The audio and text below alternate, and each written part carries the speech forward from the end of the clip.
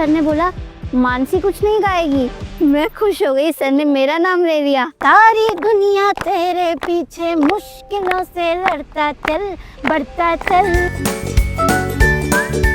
तो भी कोई बताता है ऐसे करो, कोई कहता है ऐसे करो। पहली बात है, आप अपनी जो पैटर्न है उस पर पूरा भरोसा करो, लेकिन जो पैटर्न के लिए सुझाव देते हैं उसको ध्यान से सुनो, समझने की कोशिश करो, और उसमें आपको लगता है यार मेरी पैटर्न तो है लेकिन ये चीज मैं अगर जोड़ दूं तो अच्छा होगा, लेकिन किसी के कहने पर मत जोड़ो, अपने अनुभव से जोड़ो।